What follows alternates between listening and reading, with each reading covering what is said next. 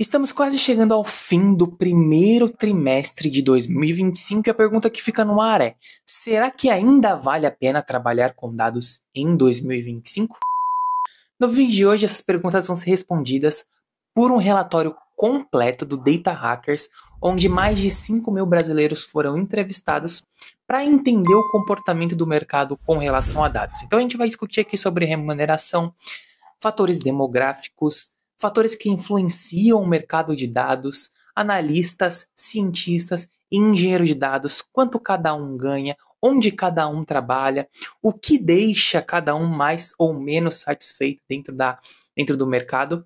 Tudo isso a gente vai ver de forma detalhada no relatório do Data Hackers. Se você quer entender um pouco mais se ainda vale a pena trabalhar com dados em 2025, vamos aqui para a tela do meu computador que eu vou te mostrar esse relatório completo de 2024 na íntegra. Chegando aqui na tela do meu PC, então, pessoal, quero mostrar para vocês aqui quem são os Data Hackers, tá? É a maior comunidade de Data Science do Brasil. Se vocês explorarem o site deles aqui, vocês vão encontrar muita coisa bacana. Você pode fazer parte aqui dessa comunidade, você pode se inscrever na newsletter deles. Eles têm uma newsletter, eles têm canal de podcast no Spotify. Tem posts, eu não sei qual que aplicativo é esse, e também tem membros no Slack, você pode se juntar à comunidade, eu ainda não me juntei, pretendo me juntar. Aí você tem alguns dos profissionais que participam do Data Hackers aqui, onde eles trabalham, alguns dos parceiros, Ebank, XP Inc., Tecton, e alguns outros parceiros que eles possuem aqui, alguns participantes dizendo o que acha do Data Hackers. Eu entrei pro Data Hackers há pouquíssimo tempo e hoje ele já faz parte da minha rotina diária, que tem um local para buscar notícias fresquinhas e apreciar ideias de outros Data Hackers. Tem uma comunidade para expor as minhas próprias ideias, trabalhos e receber feedback honesto. Quando tem alguma dúvida, é só abrir uma discussão que receba ajuda dos top cientistas e engenheiros de dados do Brasil. É o melhor ambiente para desenvolvimento profissional e interpessoal do Brasil. Aqui tem o Slack, onde você pode mandar suas informações, pede para você participar. Já trabalhei com o Slack, é uma ferramenta bacana. Os episódios, posts aqui no blog, o que é LLMOps, o papel da inteligência artificial, criando audiobooks e algumas outras informações aqui como LinkedIn, Twitter e Facebook. E o que a gente vai ver aqui é o relatório que a Data Hackers fez, ou o Data Hackers fez com a Bain Company, que é uma empresa de consultoria renomada aqui do Brasil, onde eles trazem o panorama de todo mundo que trabalha com dados no Brasil em 2024, tá? Então você pode entrar aqui em newsletter, você pode digitar o seu e-mail, mas o relatório que a gente vai dar uma olhadinha é o relatório State of Data Brasil 2024-2025, um panorama do mercado brasileiro. Então eu já deixei o relatório aberto aqui para a gente dar uma olhadinha, tá? Deixa eu aumentar só um pouquinho essa tela. Show de bola. Boa. E aí a gente vai passar por alguns pontos que eu quero mostrar aqui para vocês. Eu gravei esse vídeo aqui semana passada, que não é a data de postagem, mas parte dele saiu sem som, porque o microfone acabou a bateria e eu não vi. Então vamos regravar. Então, começando aqui, como eu falei para vocês, é um relatório da Data Hackers, em parceria com a Bain Company e a Vector, e eles trazem aqui um raio-x dos profissionais de dados do Brasil. Aqui eles trazem algumas considerações sobre a pesquisa. Então, a presente edição da pesquisa State of Data marca, pelo 4º ano consecutivo, em parceria entre o Data Hackers, a maior comunidade de dados do Brasil, e a Bain Company, consultoria global reconhecida por impulsionar mudanças transformadoras que moldam o futuro dos negócios. Juntas, as duas organizações unem esforços para mapear o mercado de trabalho em dados no Brasil. A pesquisa foi conduzida entre 14 de outubro de 2024 e 18 de dezembro de 2024 e contou com 5.217 respondentes. A amostra reflete a visão de variados papéis de atuação em empresa, como os de analista de dados, cientista de dados e engenheiros de dados, bem como os diferentes perfis de experiência, incluindo analistas júnior, pleno, sênior e também gestores. Os resultados dessa edição atualizam os indicadores relacionados a perfil demográfico, formação, atuação no setor, remuneração, rotatividade, fatores de satisfação no ambiente de trabalho e diversidade em talentos em dados, comparando a evolução desses indicadores com 2023, comparação de 2024 com 2023.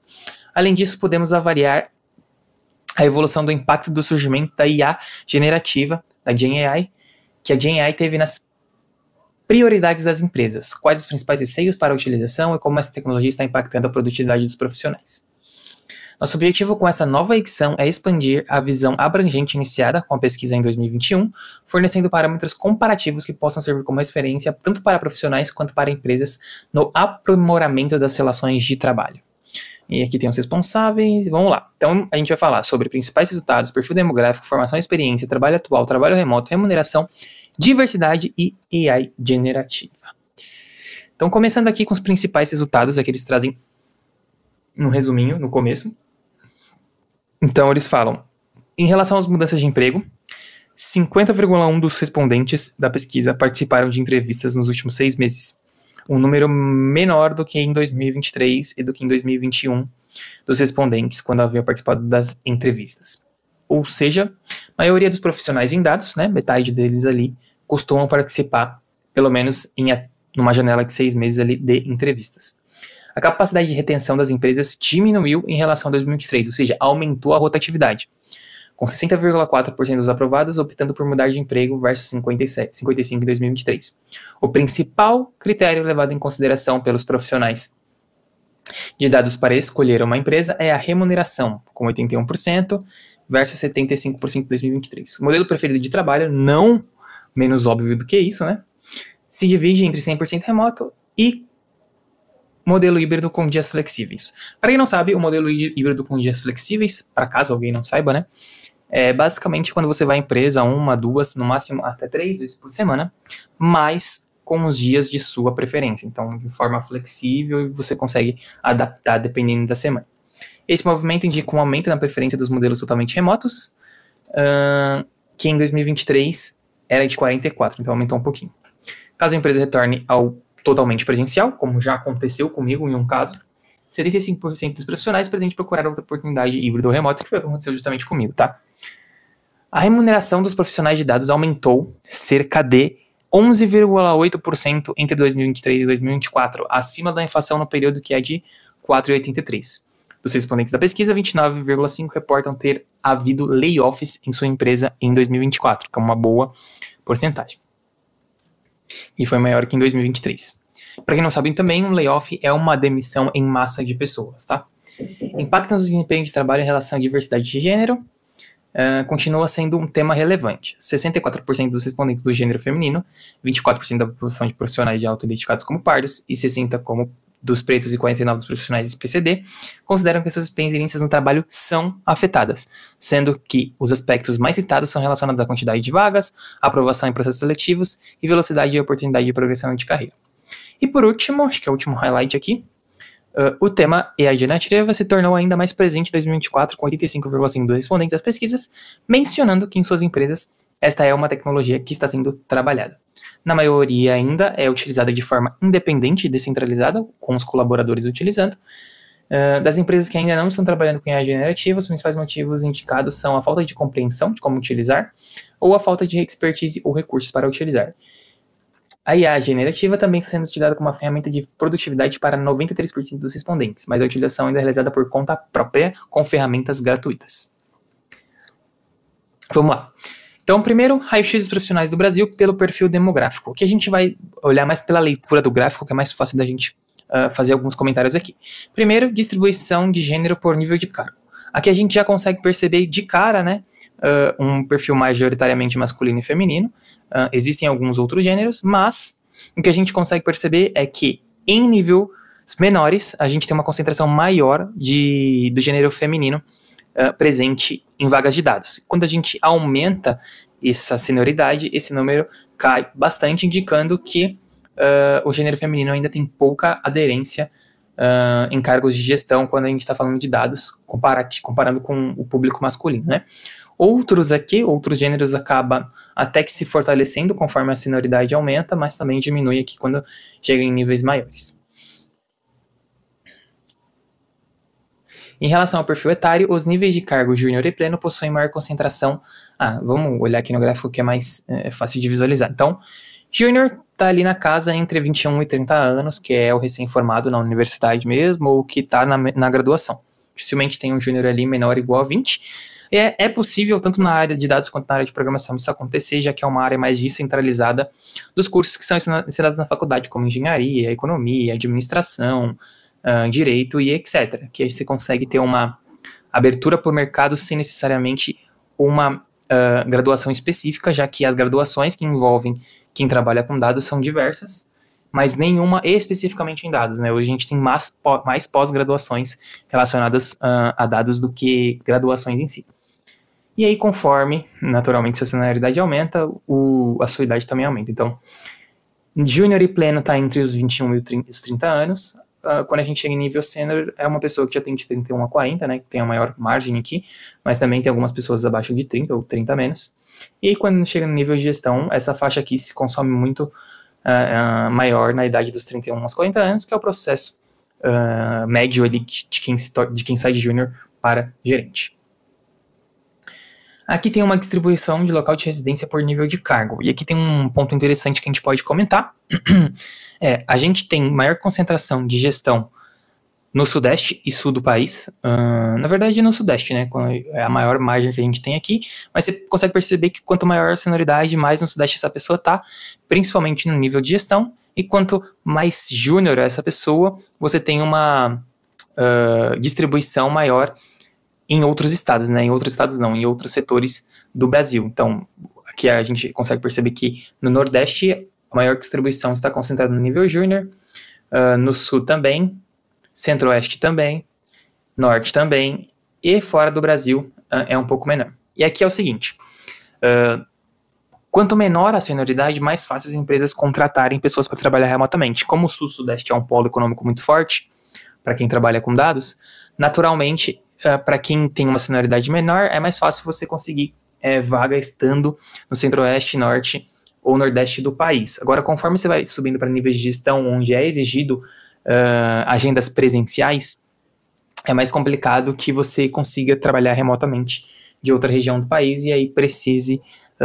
sair do Norte, Nordeste, Centro-Oeste e vir para o Sudeste do Brasil. Uma outra coisa interessante que se comentar também é que é o seguinte, para quem trabalha para fora do Brasil, quanto maior a senioridade, maior a distribuição, como vocês estão vendo aqui, porque pro mercado de fora não faz sentido buscar níveis juniores fora do país deles. Então eles já vêm aqui no Brasil buscar profissionais que tenham ali pelo menos um nível sênior para cima, pleno sênior eu diria, pleno um pouco menos, sênior um pouco mais, e nível de tech, lead, gestão, etc. Então, se você pretende trabalhar para fora do país, é muito mais comum que você passe uma primeira jornada aqui no Brasil, onde você vai passar por um desenvolvimento, e aí quando você ganhar experiência suficiente, se torna mais fácil você conseguir vagas para fora do Brasil. Formação e experiência. Então, o que a gente consegue perceber aqui? Que a maioria dos profissionais júnior são estudantes de graduação, ou já possuem graduação e bacharelado, né? Então, o que a gente consegue entender aqui? Que para trabalhar com dados é fortemente exigido, independente da graduação, a gente vai ver uma distribuição de quais são as graduações mais participantes na área de dados, mas independente da graduação, é importante tê-la, né? A graduação, eu esqueci o nome que a gente coloca, mas para o mercado ela é importante, é como se ela não tem um significado de, tipo, isso aqui vai necessariamente diferenciar ou não, mas é um requisito exigido para você entrar, porque o mercado entende que você já passou por um processo complicado ali da sua graduação, de você ter que fazer diversas coisas para conseguir se formar. Então, se você já superou aquele desafio, ele coloca ali como requisito, como uma coisa básica para você trabalhar com dados, já que você possivelmente já passou por um nível de desenvolvimento maior que quem ainda não passou.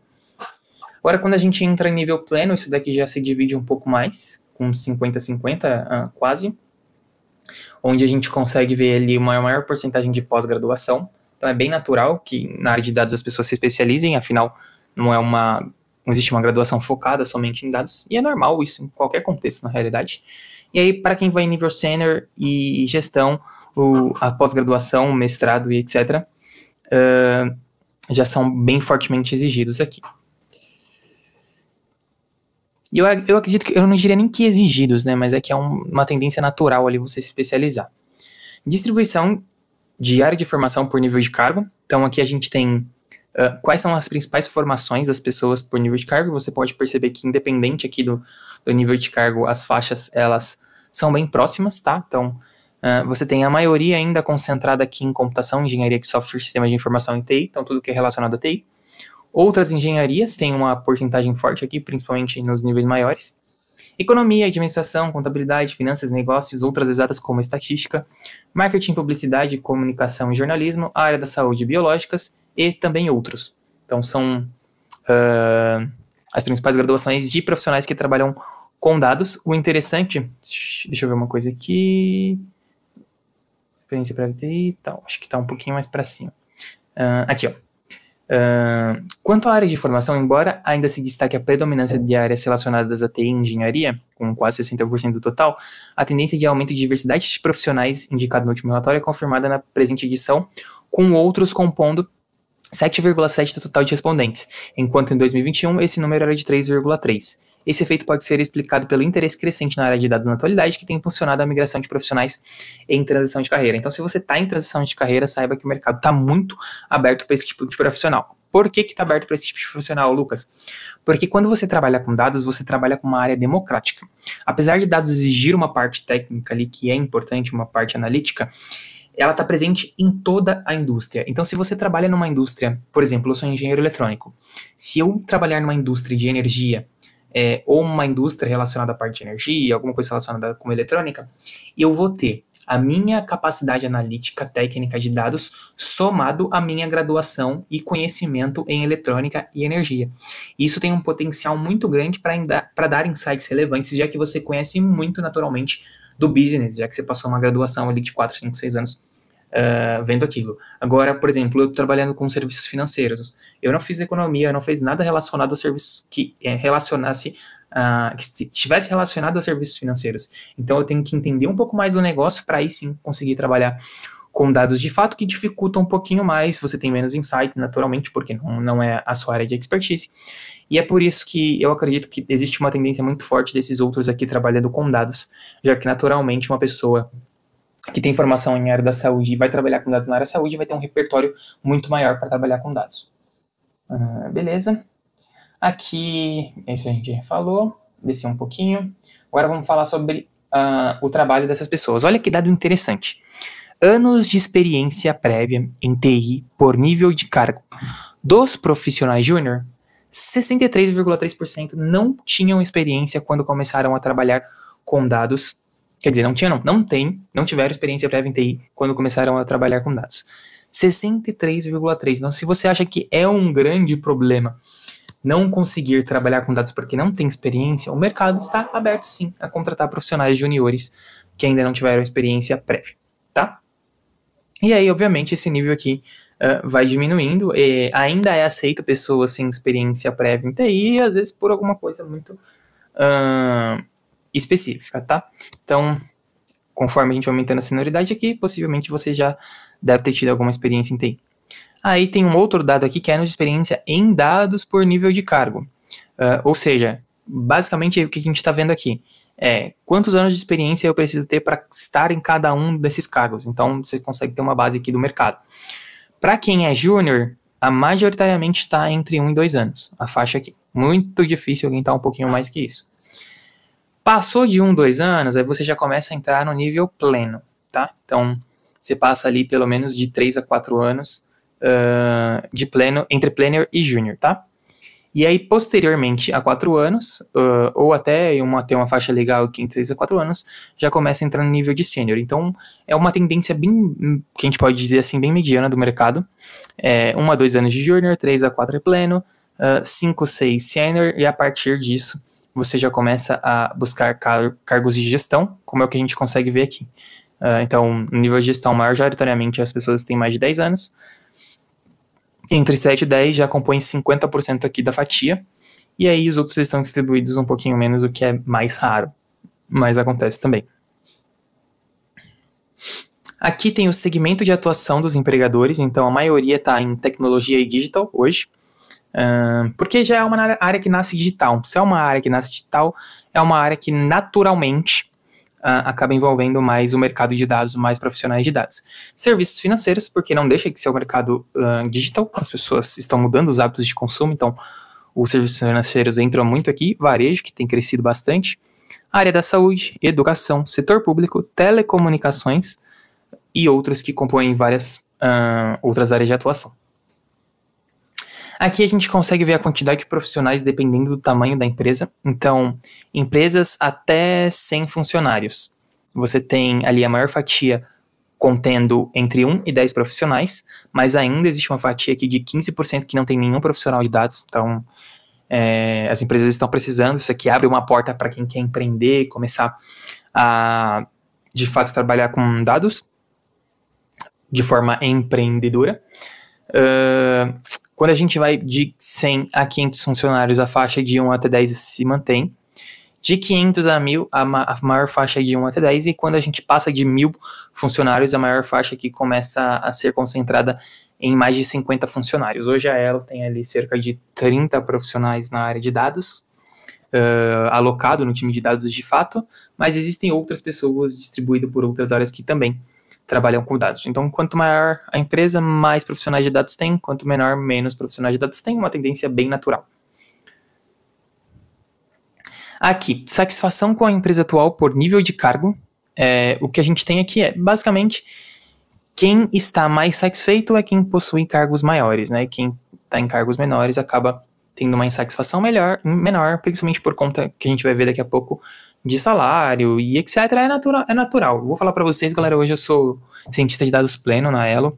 É natural que quando a gente vai avançando na carreira a gente se sinta mais confortável, mais satisfeito, porque a gente vai tendo um nível de exigência que a empresa aceita também. Então você faz uma proposta e eles acabam acatando ali algumas preferências que você tem, como trabalho remoto, etc., salário.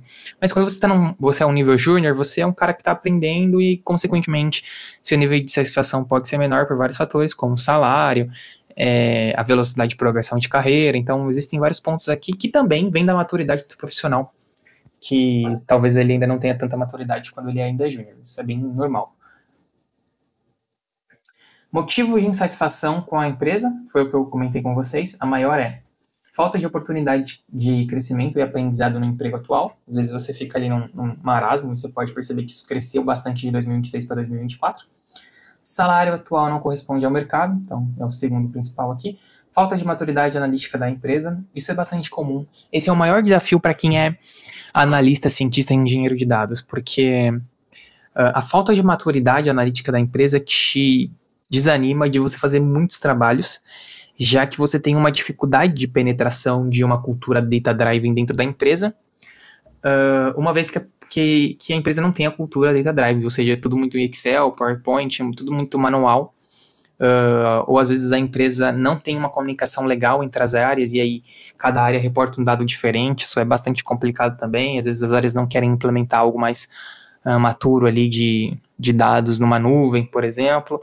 E aí você acaba, muitas vezes, ao invés de montar algo estruturante que vai realmente gerar valor para a empresa no médio e longo prazo, você fica apagando incêndio, trazendo dados ali que a pessoa está precisando. Eu, por exemplo, participei de um freela, onde eu falei que no freela eu ia montar um projeto estruturante, desde a parte de engenharia de dados até entrega de relatórios de fato. E quando eu comecei, foi exigido diversas análises, diversos pedidos para apagar incêndio, e eu não conseguia trabalhar no estruturante. E aí a pessoa não ficava satisfeita porque ela não tinha o dado para analisar, e eu não conseguia montar o dado para analisar, nem fazer o estruturante, e aí acabou entrando nesse ciclo vicioso aí, e eu acabei desistindo desse freela por conta disso. A pessoa não tinha maturidade para entender que o estruturante é complicado. Então tem esse ponto, além de, para você que vai fazer freela, trabalhar com dados de maneira PJ, cara, tenha muito cuidado quando você for montar ali o seu cronograma, porque não é fácil você construir um pipeline de dados, você vai passar por muito perrengue, então ganhe experiência antes de começar a trabalhar com isso, tá? E também tenha um perfil de negócios ali que saiba conversar com o cliente para que ele entenda, porque a maioria, todas as empresas hoje, elas contratam, na verdade assim, o movimento foi o seguinte, as empresas queriam analistas e cientistas de dados lá, talvez 5 anos atrás, porque o resultado que elas querem vem de análises de analistas e cientistas de dados, para que elas consigam tomar decisão e muitos outros fatores. Porém, se você não faz uma parte de engenharia consistente, você não consegue analisar os dados, ou você precisa ter muito trabalho para conseguir gerar uma análise de valor. E isso acaba atrapalhando o seu dia a dia, já que você passa muito tempo no operacional. E quem passa muito tempo no operacional não tem tempo de pensar no estratégico. e aí você acaba tendo essa dificuldade. Então, quando o mercado foi percebendo isso, esse movimento se inverteu. Hoje eles sabem que precisam de engenheiros de dados, então eles contratam muito mais engenheiros de dados do que cientistas e analistas, porque eles sabem que se não tiver um dado estruturado, não adianta ter um cientista, não adianta ter um analista. Então, a proporção de profissionais está muito mais relacionada hoje à engenharia do que à análise e à ciência de dados. Passando aqui, participação em entrevistas nos últimos 6 vezes por nível de cargo. Então, a gente vê que tem uma tendência muito grande de gestores a não participarem e quem está aqui mais no bolo pleno sênior participar mais. A maioria participa, de quem participa, né? A maioria participa, mas não é aprovado. O que também é um movimento que eu acredito natural. Aí tem alguns que são aprovados e não mudam de emprego, aproveitam para negociar salário, e foi aprovado e mudou de emprego, é a fatia menor aqui, mas aumenta conforme a senioridade, principalmente no nível sênior. Aqui, de quem está satisfeito e de quem está insatisfeito, quais são as relações de satisfação deles, né? Então, para quem está satisfeito, a maioria não pretende mudar de cargo, tá? Então, quando a gente chega no nível de gestão, isso aumenta mais. A maior parte não está buscando, mas está aberta a possibilidades. E quando a gente vai para o nível de insatisfeito, obviamente, o maior está buscando oportunidades, né? A maior faixa está buscando oportunidades, sim, dentro ou fora do Brasil. E uma parte ali apenas fora do Brasil, enquanto alguma parte que está insatisfeito está aberta a possibilidades. Aqui a gente vê critérios levados em consideração para a escolha da empresa. Então, salário, ganha de lavada e flexibilidade de trabalho remoto. Porque, para mim, qualquer trabalho, os principais benefícios, você pode, assim, não ter diversos benefícios que são importantes, como, por exemplo, plano de saúde. Mas a remuneração e a flexibilidade de trabalho remoto são os maiores benefícios que qualquer empresa pode dar. Porque, primeiro, o salário te ajuda no seu dia a dia, nos seus planos, no seu planejamento. E a flexibilidade de trabalho de remoto te dá qualidade de vida. Então, com certeza, esses são os critérios mais levados em consideração. E aí, depois que isso for sanado, você tem pontos como plano de carreira e oportunidade de crescimento, oportunidade de aprendizado, ambiente e clima de trabalho e propósito do trabalho da empresa e maturidade em dados. Aqui tem as principais empresas que são admiradas para os profissionais de dados a trabalharem. Então, a gente tem aqui uma grande porcentagem quando a gente olha no total de empresas, né, considerando Brasil e fora do Brasil. Google, né, fora do Brasil, Microsoft, Amazon, Meta, Spotify, Netflix, Apple, OpenAI, e aí depois entra em outras. E no Brasil tem bastante que também estão no top. São Nubank, Boticário, Itaú, iFood, Mercado Livre, Ambev, Sicredi, Hotmart, Natura, Globo, Bradesco, Magazine Luiza, Santander, XP e Petrobras, tá? Algumas aqui eu sei que tem regime remoto, como Boticário, outras híbrido, como iFood, eu acho, Nubank, Itaú, Mercado Livre. E outras estão mais presenciais mesmo, tá? Cara, eu não sei vocês, mas comenta aí qual empresa vocês têm mais interesse em trabalhar na área de dados. Eu tenho interesse em trabalhar numa empresa de fora, tá? Ó, no Brasil, as que me chamaram a atenção, assim, pelo que eu ouço falar, é Nubank, Itaú um pouco, iFood, Mercado Livre, Ambev, Sicredi, Hotmart mais ou menos, Natura mais ou menos, o Globo mais ou menos. Daqui pra baixo acho que talvez só Magazine Luiza tenha interesse, mas das top aqui, Nubank, Boticário, já fui mais interessado hoje em ter interesse, mas não no mesmo do que eu já tive um tempo atrás, quando eu tava procurando.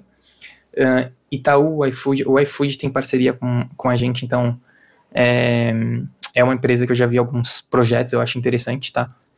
Mercado Livre também acho bastante interessante, mas vamos ver. O que eu queria mesmo, daqui a um tempo, talvez ali 2026, para o final de 2026 ou 2027, buscar uma oportunidade em Google, Microsoft, Amazon, Meta, Mercado Livre não, Spotify, Netflix, quem sabe. Vamos ver aí. Trabalho remoto. Modalidade de trabalho atual por nível de cargo. Então, quem mais trabalha presencial hoje é quem está no nível júnior. A galera que tem menos capacidade de negociação, já que está entrando ali no mercado e aí tem que conseguir o que vê pela frente. E aí tem uma penetração maior, também pode ter uma característica de quantidade de pessoas aqui. E quem mais trabalha remoto de fato é quem está no nível sênior ali, que consegue fazer essas negociações, porque enfim, tem uma experiência vasta e acaba conseguindo negociar isso para disponibilizar essa experiência para a empresa. Quando entra no nível de gestão ali, você acaba vendo que as pessoas acabam indo mais pro escritório. Então, gestão e júnior ali, por necessidade, eu diria que acaba trabalhando mais presencial ou pelo menos ali no modelo híbrido. Aqui é a modalidade de trabalho ideal por nível de cargo. Então,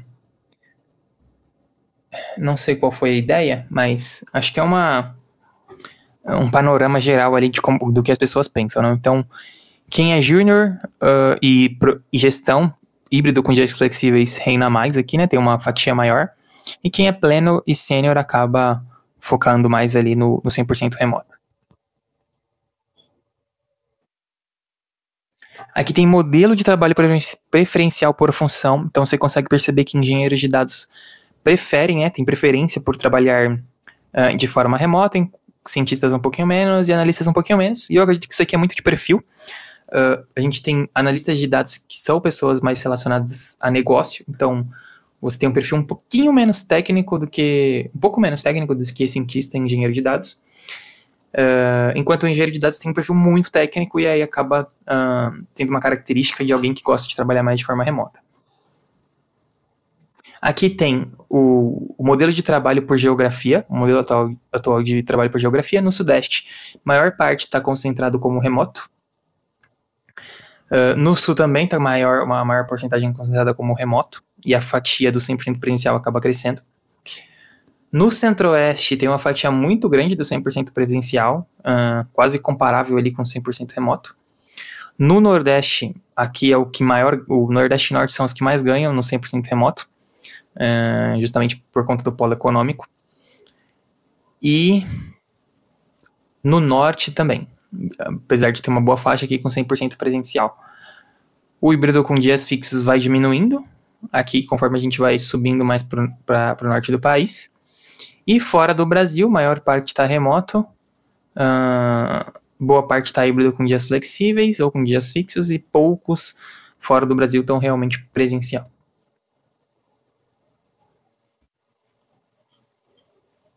Modalidade de trabalho atual versus preferida. Então, que é bem simples de analisar, né?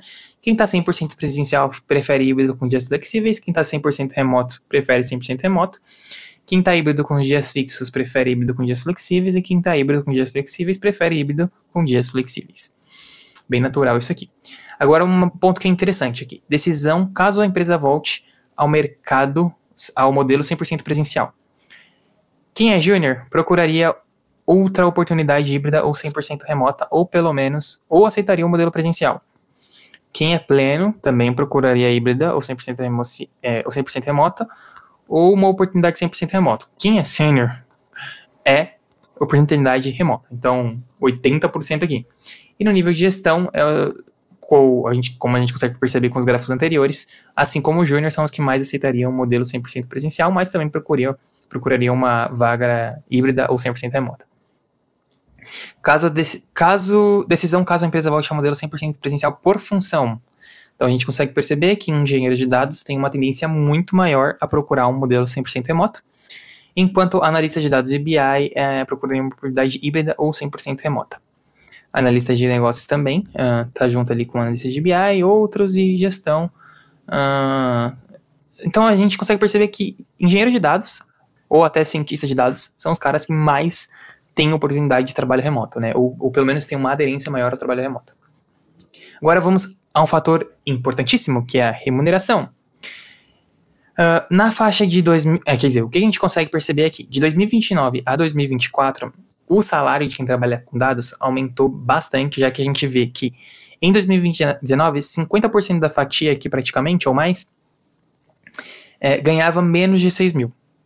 Em 2024, a gente consegue perceber que dessa fatia aqui, 75% ou mais ganha mais de 6 mil. Então, é o inverso do que a gente tinha ali em 2019. O que é bastante interessante, indica que o mercado de dados está pagando melhor e mais. Remuneração em 2024 por nível de cargo. Então, para quem é júnior, ganha até 6 mil reais por mês. Entrou no nível pleno, aí você já começa a ganhar um pouco mais de 6 mil reais por mês. Sênior já entra uma fatia grande aqui de quem ganha 8 mil reais para cima, e gestão entra num ponto ali de ganhar mais de 16 mil reais por mês, com 60% da faixa. Ou seja, quando você chegar ali no seu nível de gestão com 31 anos ou mais, que foi o que a gente viu nos gráficos anteriores, você tem uma possibilidade de ganhar 16k ou mais. Aqui, comparação da remuneração por nível de satisfação. Obviamente, quem está mais insatisfeito ganha menos, e quem está mais satisfeito ganha mais. Apesar da diferença aqui não ser tão grande. Comparação por função. Então, olha só. É interessante que quem trabalha com análise de dados acaba ganhando um pouquinho menos. Então, quase 50% aqui da faixa ganha até 6k. Para cientista e engenheiro de dados, a gente vê um pouco menos isso, apesar de... E a gente tem alguns casos aqui na engenharia de dados, o engenheiro de machine learning, ganhando mais do que 16k, uma faixa maior ali do que quem é cientista de dados. Mas essa daqui é a tendência natural de evolução de quem trabalha com dados. Você começa com análise, depois você aprende estatística e machine learning, você vai para uma parte de ciência de dados. E a engenharia de dados, eu diria que vem por necessidade natural, dependendo de onde você trabalha, que foi o meu caso. Porque você precisa dos dados, enfim, você precisa se virar ali para conseguir tê-los.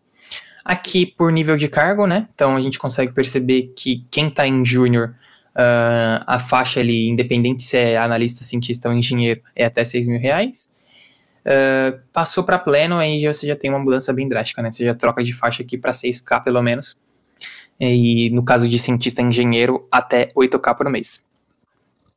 Para quem é sênior, aí as faixas de 8k, 12k e 16k aumentam bastante, principalmente em cientista e engenheiro de dados. Você consegue perceber para quem é analista, mesmo sênior, alcançar grandes salários como 12k, 16k é um pouquinho mais difícil, porque a faixa aqui já é bem menor. Agora vamos falar um pouquinho de diversidade, tá? Então, a maior parte das pessoas que trabalham com dados hoje são pessoas brancas. Só queria entender esse gráfico aqui. Não, tá. A maior parte são pessoas brancas, parda, depois vem seguido por pardas, pretos, amarelo e indígena, e por último PCD. De distribuição de cor de raça por etnia por nível de cargo. Então você consegue perceber que quanto maior o cargo, maior uma concentração de pessoas brancas. Isso daqui também pode ser um efeito de funil. Então, se você está entrando com mais pessoas brancas lá no topo do funil, naturalmente você pode sair no fundo do funil com mais pessoas brancas. Mas também existe aqui uma parte que eu posso dizer de oportunidade, que é o que a gente vai ver aqui um pouquinho mais para baixo no relatório. Experiência profissional prejudicada por dimensão de diversidade avaliada. Então, o sexo masculino não se sente afetado por seu gênero, o feminino se sente bastante, e os outros gêneros acabam sentindo também uma boa parte. Por cor, branco não se sente afetado, pardo levemente, preto se sente muito afetado, amarelo um pouco, indígena também um pouco. O PCD aqui, no caso, acaba sendo bastante afetado, 40%, quem não tem deficiência basicamente não tem nenhum problema. E aqui são os fatores de experiência profissional prejudicados por dimensão de diversidade. Então, no sexo feminino, a gente consegue perceber que velocidade de progressão, oportunidade de progressão de carreira e atenção dada por colegas a ideias e opiniões são os temas mais relevantes.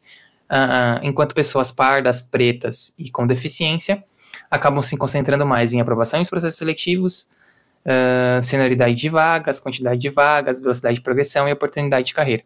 Mas também está bastante concentrado em atenção dada por colegas a ideias e opiniões. Preto aqui a gente tem um movimento bastante interessante, bastante semelhante ao nível do pardo. E com deficiência aqui, a maior porcentagem, uma das maiores porcentagens é a aprovação em processos seletivos, dado que a empresa não tem acessibilidade para essas pessoas.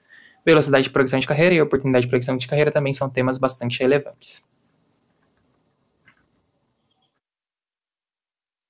Aqui, experiência profissional prejudicada por interseccionalidade de gênero, cor, raça e etnia. Então, homem branco não se sente afetado, como a gente viu, homem pardo se sente levemente afetado, homem preto se sente bastante afetado, mulher branca se sente muito afetada, mulher parda se sente muito afetada, mulher preta se sente muito afetada, e outros está mais equilibrado aqui. Então, você consegue perceber que conforme a gente vai vindo para cá, maior é a experiência de trabalho, mais a experiência de trabalho é afetada por seu gênero e também etnia.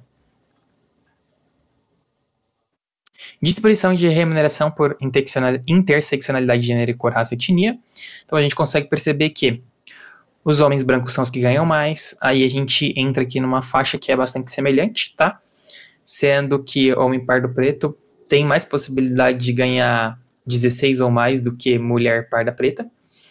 Em outras faixas isso é um pouco mais equilibrado. E também pessoas, homem pardo preto, mulher branca e mulher parda preta acaba ganhando um pouco, tem uma faixa maior de quem ganha até 6K por mês aqui. Aqui tem uma comparação de remuneração média por interseccionalidade de gênero, cor, raça e etnia. Então a gente consegue perceber que o homem branco aqui ganha em média mais do que homem pardo, mulher branca e mulher parda, que ganha menos. Então a gente vai percebendo uma escadinha decrescente aqui. Por júnior a gente também consegue ver isso. O homem branco ganha mais. Pleno a gente consegue ver uma diferença já um pouco maior, então o homem branco ganha mais. E no sênior a gente também consegue ver uma disparidade aqui um pouquinho maior de homem branco para mulher parda preta. E a maior diferença aqui está no nível de gestão, que a gente consegue perceber que a faixa dos 16K+, está presente mais em homens brancos, já que homem pardo preto, mulher branca, mulher parda preta, não consegue atingir essa faixa. A faixa média aqui no caso, tá? E aí, por último, o último tema é a inteligência artificial generativa. Então, o que a gente pode falar sobre esse tema aqui? Atualmente, a maior parte das empresas trabalha até com inteligência artificial, mas de forma descentralizada, como a gente viu lá em cima. Mas quando a gente abre isso aqui por área trabalhada, então digital é onde a gente consegue ver a maior prioridade, até pela facilidade de penetração na empresa. Serviços financeiros está sendo trabalhado, mas não é prioridade, a maior faixa dividida com... está entre as principais prioridades para os próximos anos. Varejo está entre as principais prioridades para os próximos anos ainda. Quando a gente entra na área da saúde, está sendo trabalhada, mas não é prioridade. Educação está dividido aqui entre... é uma prioridade para os próximos anos e está sendo trabalhada, mas não é prioridade. No setor público, o que é muito engraçado, não está sendo trabalhada, maior faixa. E em telecomunicações está sendo trabalhada, mas não é prioridade. Abordagem e uso da IA generativa na empresa em que trabalha. Abordagem: colaboradores usam IA generativa de forma independente e centralizada. E a outra parte aqui, direcionamento centralizado do uso de IA generativa. Quais são as formas de uso aqui que está basicamente distribuída em um terço, um terço, um terço? Uso para melhorar produtos externos para os clientes finais, uso para melhorar produtos internos para os colaboradores, uso se restringe a desenvolvedores usando o Copilot. Motivo para que a empresa não trabalhe com IA generativa: falta de compreensão dos casos de uso, falta de expertise ou falta de recursos, preocupação com privacidade de dados.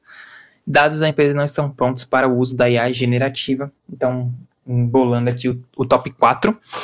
E para você que acha que vai ter problema ou dificuldade de entrar no mercado de dados porque a IA vai tomar a vaga de todo mundo, de fato, processos manuais vão ser substituídos, mas a IA ainda está muito longe de ter uma maturidade. As empresas não têm nenhuma maturidade de dados normal, de análise simples, dashboard, acompanhamento simples, quanto mais quando a gente fala do tema de IA. Até porque a gente é um profissional que trabalha com IA, então o que vai acontecer de fato é que a barra vai aumentar ao longo dos anos e aí você tem naturalmente que se desenvolver como profissional, mas eu não vejo como nenhum tipo de ameaça, pelo menos para nossa área. Eu acho que é mais uma adaptação de mercado, é assim que eu penso, tá?